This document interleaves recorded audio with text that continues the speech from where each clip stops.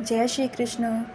जिस भगवान ने महाभारत में धर्म की स्थापना की, जिसने अर्जुन को गीता का उपदेश दिया, आज वही लीला पुरुषोत्तम अपनी अंतिम लीला की ओर अग्रसर है। यह है श्री कृष्ण के पृथ्वी से विदा होने की कथा, जहाँ मानवता, करुणा और धर्म एक साथ रो पड़े। महाभारत युद्ध के बाद जब गांधारी ने अपने 100 पुत्रों के शव देखे तो उसके हृदय में वेदना थी। युधिष्ठिर, भीम, अर्जुन सब उसके पास आए, पर गांधारी ने श्री कृष्ण से कहा, हे वासुदेव, तुम यह सब रोक सकते थे, पर तुमने ऐसा नहीं किया। अतः मैं तुम्हें शाप देती हूँ, जैसे मेरे वंश का नाश हुआ, वैसा ही तुम्हारा भी यदुवंश समाप्त होगा। श्री कृष्ण मुस्कुराए, क्योंकि वे जानते थे युग परिवर्तन अब आवश्यक है।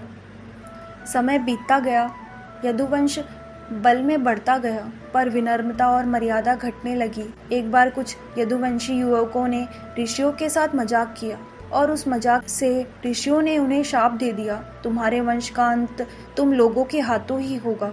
फिर धीरे धीरे द्वारका में अंदरूनी कलह शुरू हो गया। मदिरा पान, अभिमान, क्रोध ने सत्य, सेवा और समर्पण को ढक लिया।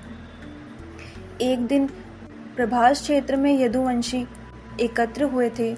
शराब पीकर वे झगड़ने लगे और पास में उगे एरक घास से उन्होंने डंडे बनाए।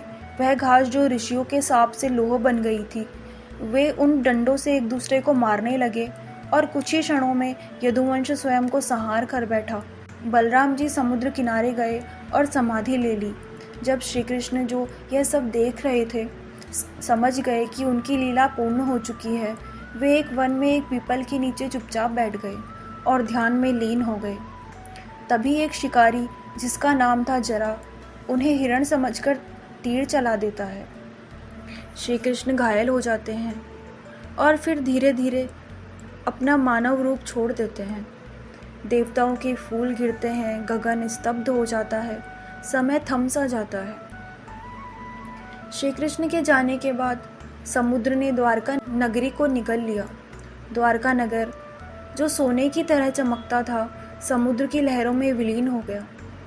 उद्धव जी, जो श्री कृष्ण के प्रिय भक्त थे, उन्होंने यह सब देखा। श्री कृष्ण ने उन्हें पहले ही उद्धव गीता का ज्ञान देकर संदेश दिया था, धर्म समय के अनुसार परिवर्तन होता रहता है, पर उसका सार कभी नहीं मिटता।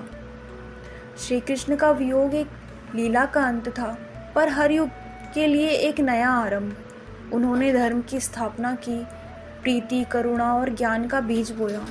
आज भी जब हम जय श्री कृष्ण कहते हैं, तो वह केवल एक नाम नहीं, बल्कि एक युग, एक चेतना और एक दिव्यता का आह्वान है। जय श्री कृष्ण।